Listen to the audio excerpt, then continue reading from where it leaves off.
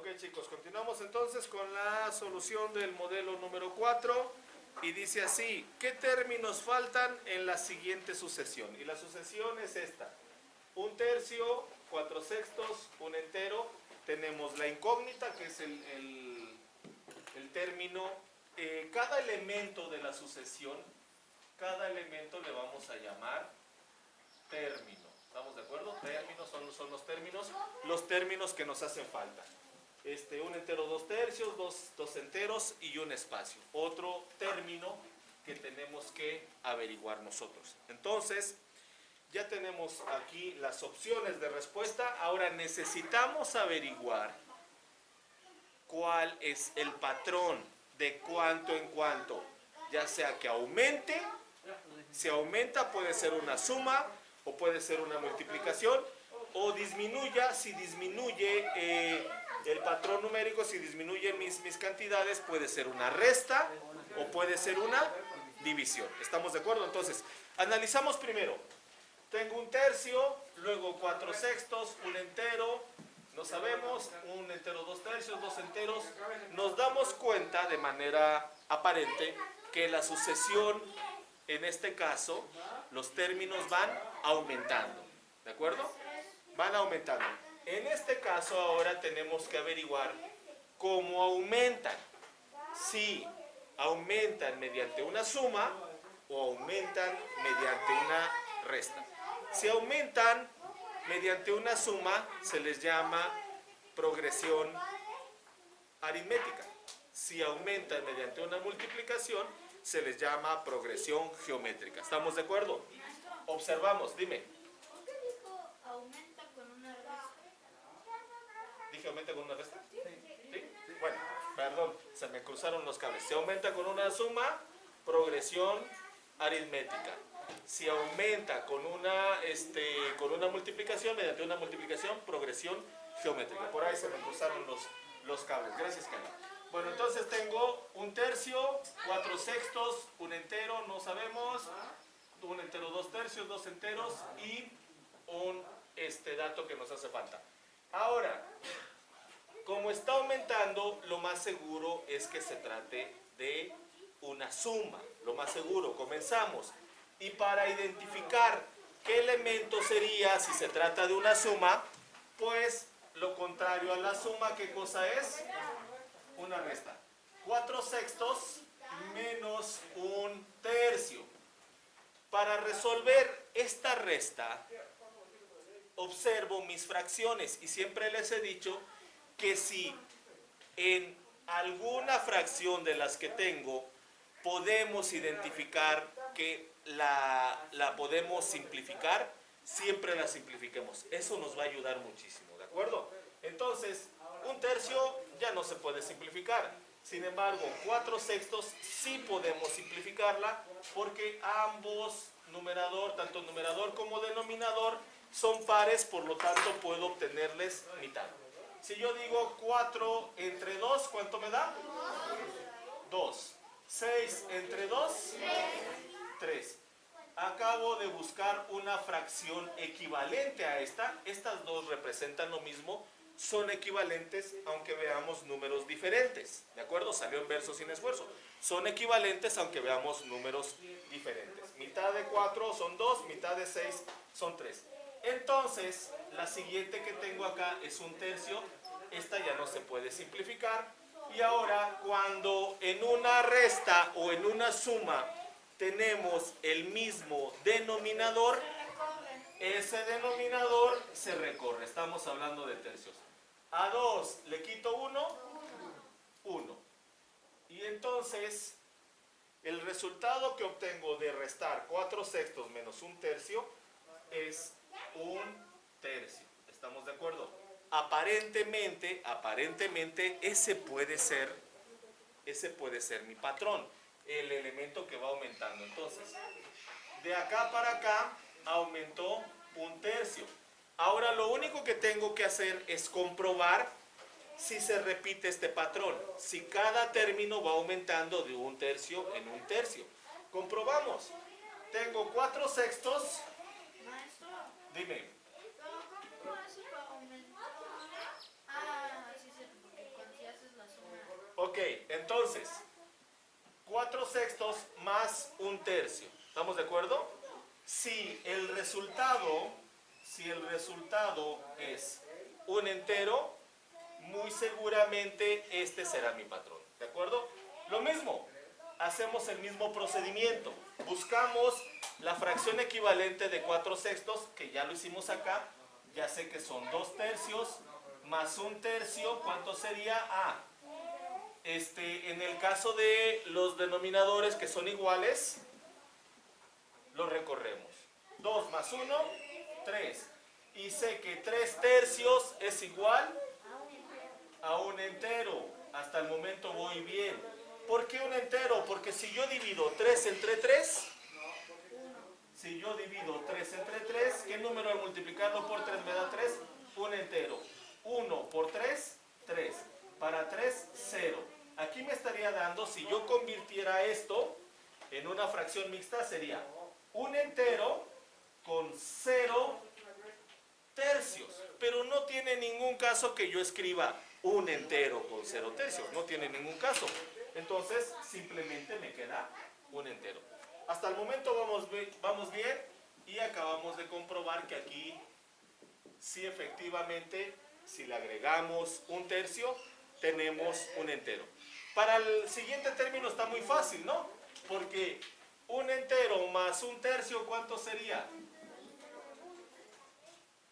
Un entero, 1/3. Después analizaremos, porque pudiera ser que en vez de tener un entero, 1/3, tengamos otro tipo de fracción, una fracción impropia, por ejemplo. Ya analizaremos ese caso. Ahora, como estamos hablando de tercios, un entero, 1/3 más 1/3 está muy fácil. Un entero, 2/3. Ok. Un entero, 2/3 más 1/3 sería un entero, 3/3. ¿Qué significa un entero con 3/3? Estos 3/3 forman un entero. Entonces, un entero más un entero, 2 enteros, lo que tengo acá. Si a estos 2 enteros le agregamos 1/3, entonces aquí tenemos 2 enteros con 1/3. Entonces, vamos a revisar. Una posible respuesta puede ser esta: un entero con 1/3 y 2 enteros con 1/3. Revisamos. Un entero, 1/3, no la tengo. Ojo, ahorita vamos a ver. Y 2 enteros, 1/3. ¿Qué pasa? Aquí algunas fracciones las podemos simplificar. Podemos buscar su equivalente. Mitad de 2, 1. Mitad de 6. Esta es un entero, 1/3. Yo aquí tengo un entero, 1/3. ¿Estamos de acuerdo? Un entero, 1/3. Vamos bien. Y la de 2 enteros, 1/3. ¿Ok?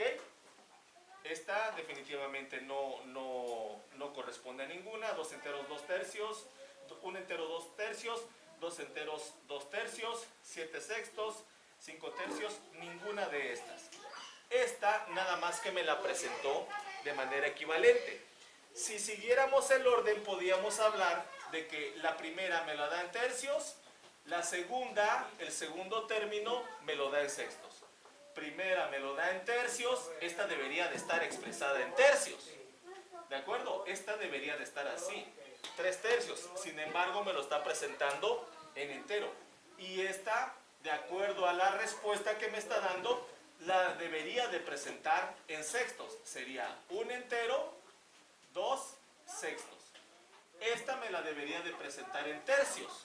Si hubiera, digamos que, un orden en la secuencia que me lo está presentando. Sin embargo, no lo existe. Lo que tuvimos que hacer era, dentro de las respuestas, hacer uso de la estrategia de simplificación de fracciones para encontrar en dónde estaba la respuesta. ¿De acuerdo? No hay un orden, digamos, específico, porque estamos descubriendo que no lo respeta. Aquí hablamos de tercios, hablamos de sextos. Aquí deberíamos de hablar de tercios. ¿Cómo expresamos un entero en tercios? Esto. Aquí debería de estar expresado en sextos, de acuerdo a cómo me lo está dando la respuesta. Aquí de tercios, ok. Aquí de sextos. ¿Estamos de acuerdo? Aquí de nueva cuenta de tercios. Pero no hay ningún problema, porque para eso nosotros nos vamos guiando y podemos realizar simplificación de fracciones. Vamos con la siguiente. La siguiente nos indica, ¿quién me ayuda a leer? A ver, fuerte, en lo que voy Una borrando. empresa ofrece 150 por cada 6 horas de trabajo. ¿Cuál es el sueldo por 7 días de trabajo si el turno diario es de 8 horas? Gracias Ernesto. Entonces, dice que la empresa ofrece 150 pesos. ¿Eso huele a qué? Huele a regla de tres. Desde que vemos el planteamiento del problema ya vamos identificando con qué estrategia vamos a utilizar para resolverlo. La empresa ofrece 150 por cada 6 horas de trabajo. 6 horas de trabajo. ¿Cuál es el sueldo por 7 días de trabajo? 7 días de trabajo. Si el turno diario, el turno es de 8 horas. En primer lugar, lo que necesito saber es cuántas horas trabajaré en 7 días cubriendo turnos de 8 horas. ¿Cómo le hacemos para saber cuántas horas totales? ¿Cómo? ¿Qué vamos a multiplicar? 7 días, cada día es de 8 horas, 7 por 8. ¿Cuánto es?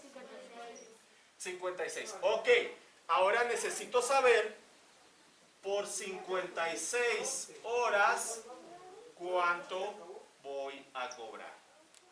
Y listo, fácil. Una vez que tengo mis elementos, que tengo los términos acomodados para resolver mi regla de 3, comenzamos, ya saben, en primer lugar, ¿qué hacemos?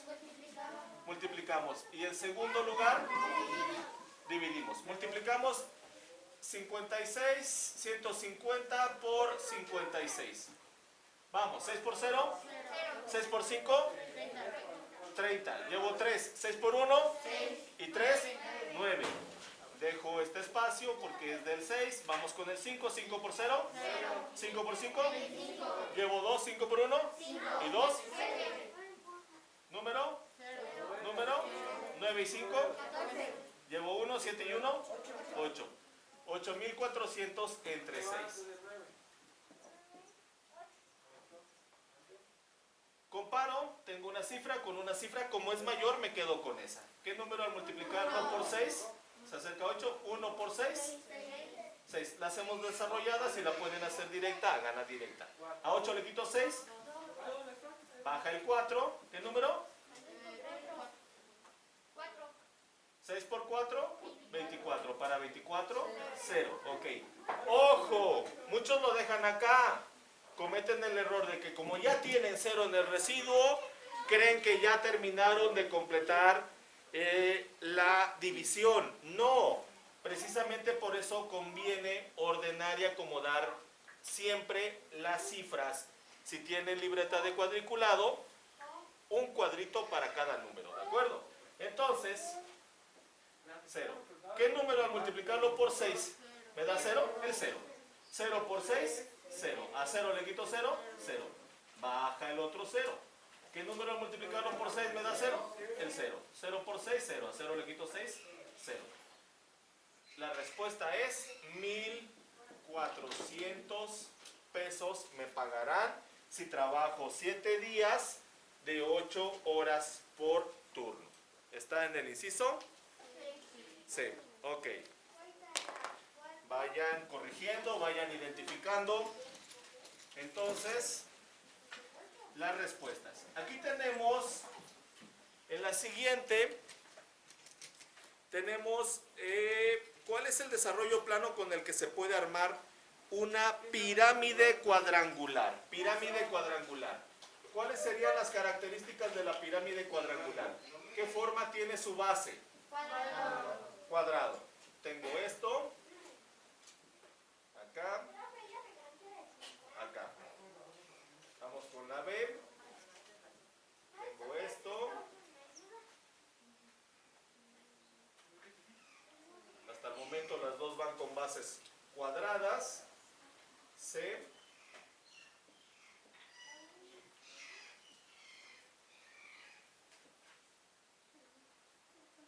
La siguiente, algo así. ¿Qué nos menos cuál sería el modelo plano para armar esta. Todavía, calma, calma, yo ya sé que son súper listos ustedes. Eso es lo que armaríamos nosotros.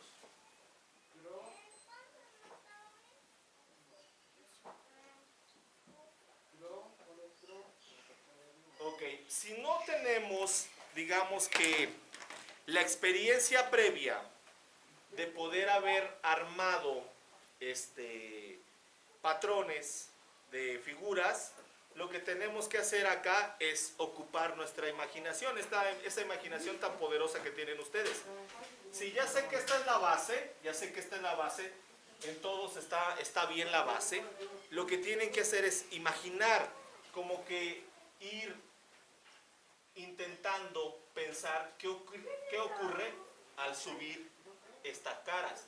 Aquí tendría yo la cara lateral de este lado, perdón, la cara lateral de este lado, la cara lateral de este otro lado. Si yo lo doblo, tengo la cara de este lado, pero acá quedaría un hueco. Recuerden, si ya la tenemos, ya la tenemos visualizada, una pirámide cuadrangular tiene una base, y como la base es un cuadrado, tendrá 4 caras triangulares. 1, 2, 3 y 4. Desde que observo que solo hay 1, 2, 3, esta la debo de descartar, porque son 4 caras triangulares. Obviamente deben de estar bien acomodadas esas caras triangulares. Vamos con la siguiente. Aquí tengo 1, 2, 3, 4, posiblemente. ¿Qué ocurre con esta? Esta se viene para acá y queda perfectamente.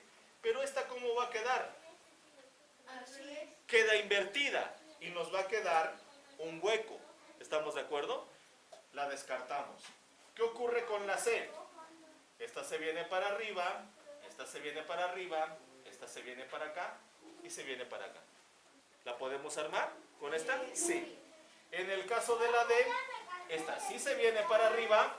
Al girar esta de este lado, se viene para acá, la otra de este lado, pero queda encimada y al revés la otra. No corresponde. La única que si vamos doblando de manera imaginaria las caras laterales, sí corresponde al desarrollo plano, es el inciso C. ¿Ok? ¿Vamos bien? Vamos con el 47. 47. Dice así: ¿cuál es el volumen de un cubo si la suma de todas sus aristas es 480 centímetros? ¿Cuál es el volumen de un cubo si la suma de todas sus aristas es 480 centímetros? ¿Cuántas aristas tiene un cubo? 8. ¿Qué son las aristas? Los puntos que lo unen, los palitos o los lados, como le llamamos. Un cubo. Vamos a imaginar el cubo. ¿Cómo construir un cubo? De una manera fácil, coloco como cuadriculado, coloco 4 puntitos, los uno, coloco otros 4 puntitos ligeramente hacia arriba y hacia la derecha, uno esos puntos, y ahora de manera diagonal uno los demás. ¿De acuerdo? Donde tengo la unión de 2 o más lados, que esos lados, el nombre correcto es arista. Donde se unen 2 o más aristas, esta unión se llama, ¿cómo se llama? Vértice. Vértice. ¿De acuerdo? Bueno, entonces el siguiente problema nos dice lo siguiente: ¿cuál es el volumen de un cubo si la suma de todas sus aristas es 480 centímetros? ¿Cuál es el volumen de un cubo si la suma de todas sus aristas, la suma de todas las aristas, vamos a sumar las aristas, vamos a sumarlas, nos da 480, en este caso estamos hablando de centímetros.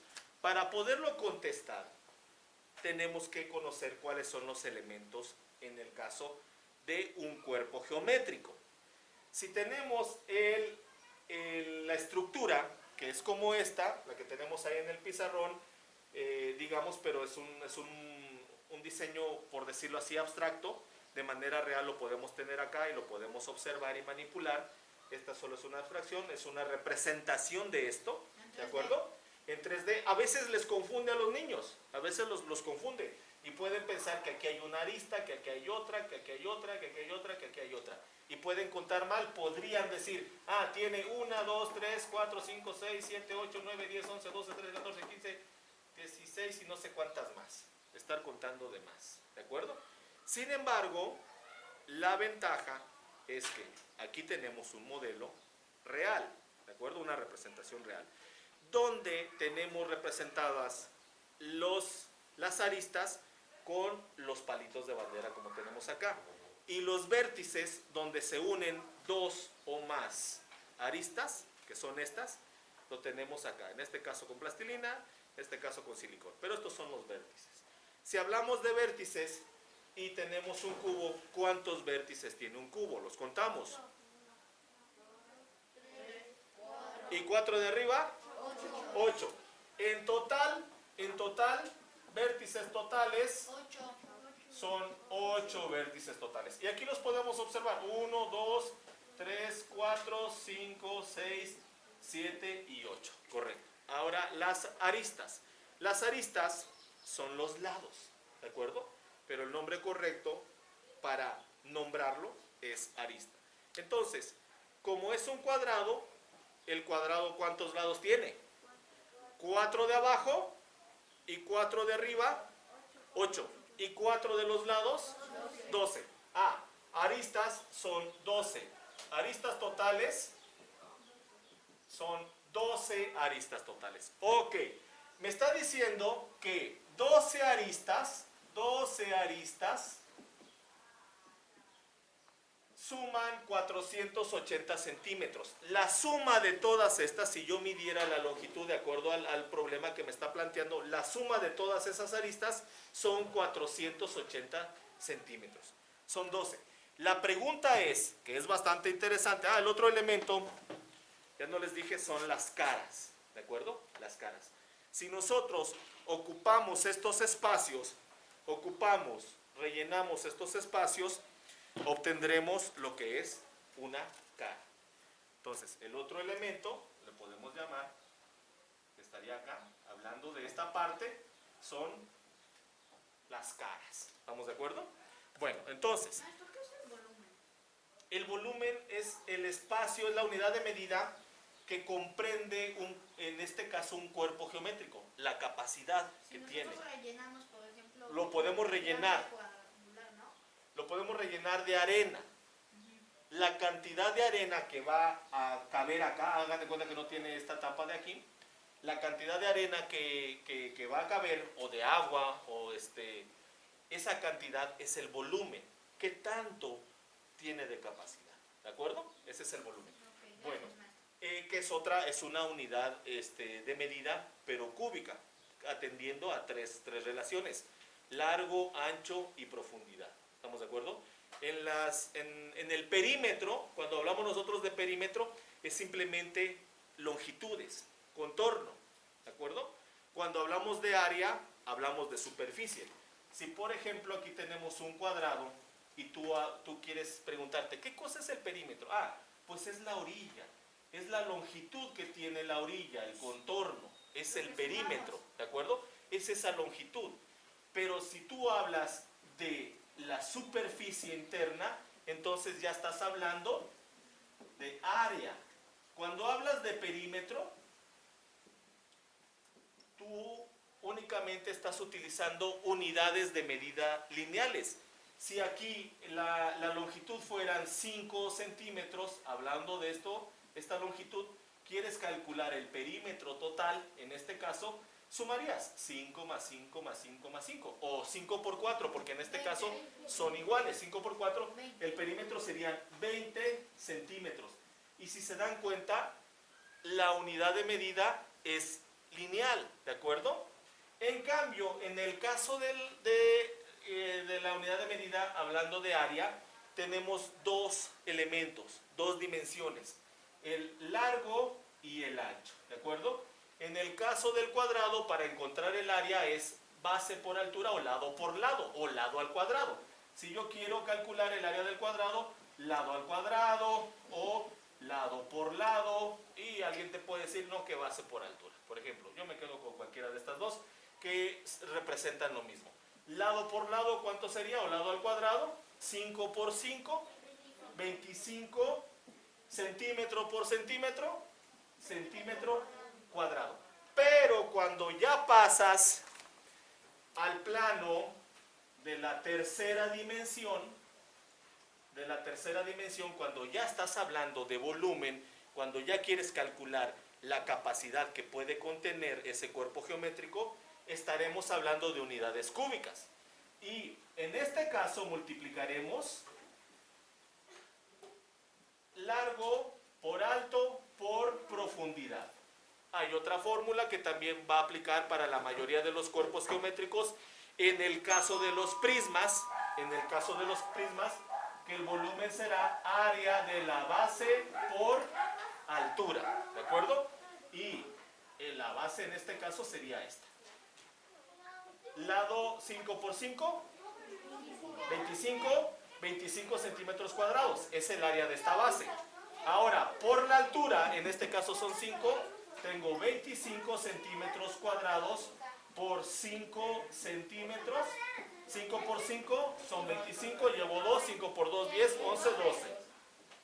Centímetro cuadrado por centímetro, centímetro cúbico. Y entonces este sería el volumen. ¿Estamos de acuerdo?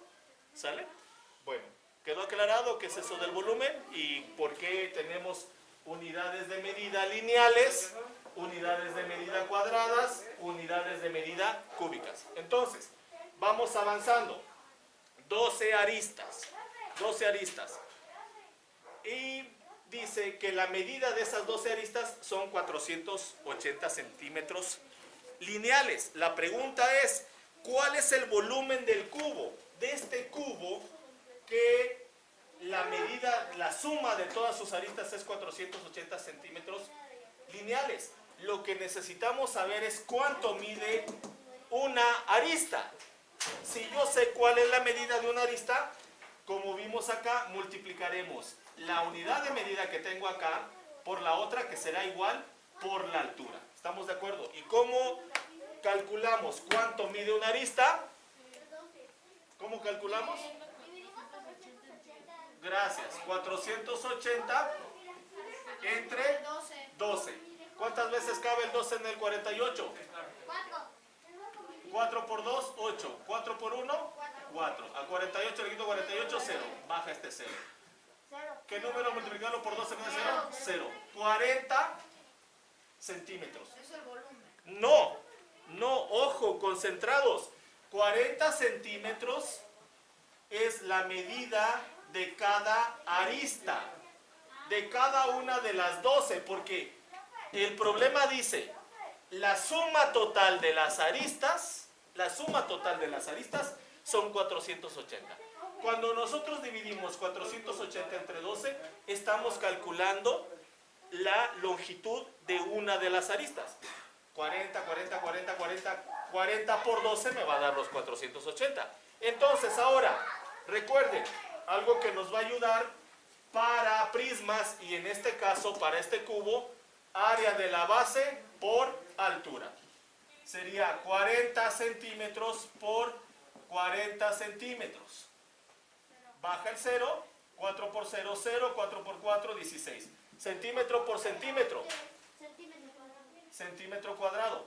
Ya obtuve el área de la base. Ahora será el área de, el área de la base. Ahora lo multiplicaré por la altura. Por 40 centímetros. Bajo el 0. 4 por 0, 0. 4 por 0, 0. A ver, bajo el 0. Ok.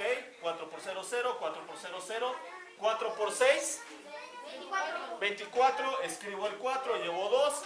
4 por 1 y 2, 6. Centímetro cuadrado por centímetro, centímetro cúbico. Y entonces el volumen de el cubo que tengo ahí son 64.000 centímetros cúbicos y eso está, ¿dónde está? En el inciso B. Ok, con eso terminamos.